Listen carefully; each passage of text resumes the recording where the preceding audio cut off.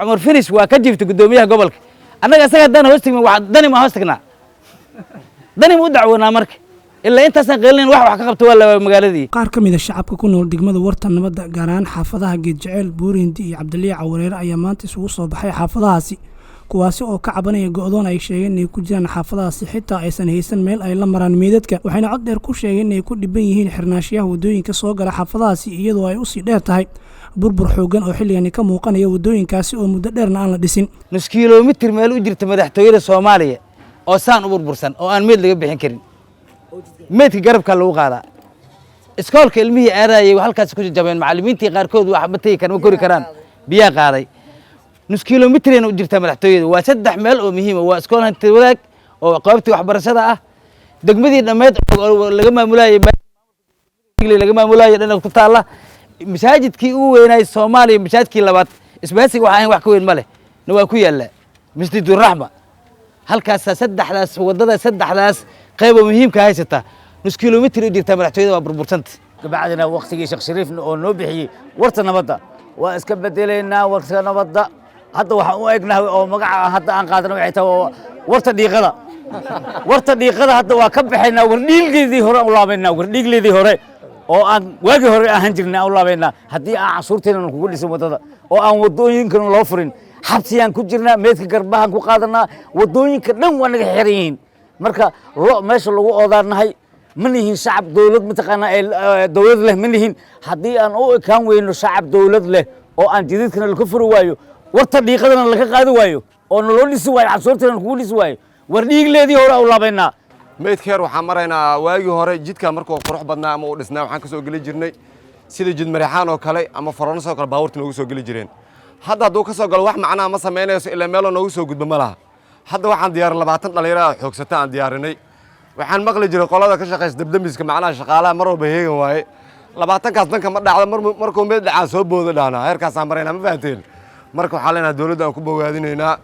alxamdulillah maadaama qardhala soo qardhan ala dhib ka qaadan leeyahay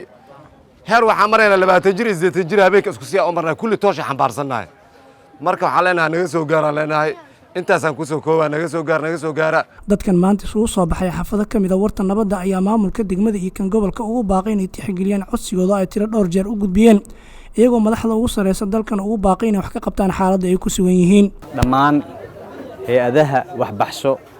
ama jecel inay maaragtay samafalka sameeyaan ama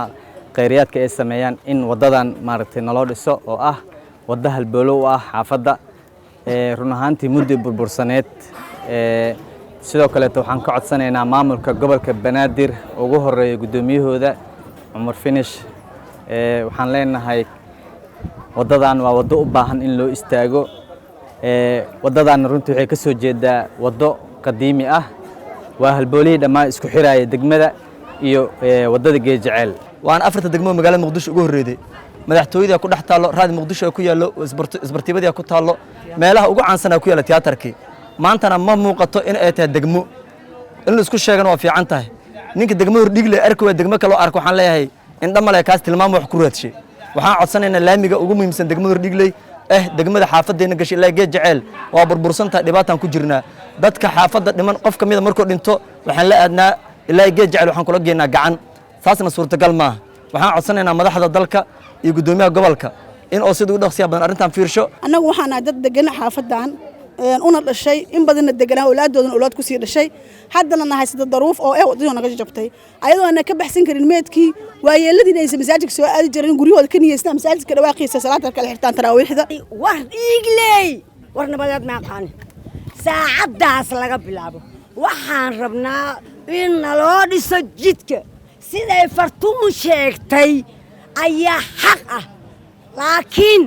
maadaama laamiga saaranahay milkilana aanahay dawladda uma shaqeyno ma ganacsano waxba ma haysano dawladdan ka rabnaa inay noo dhisto haddaan ka weyno annagu iskaa wax u qabsaan ku dhiseynaa aan ku daadan Shabeelle TV Muqdisho.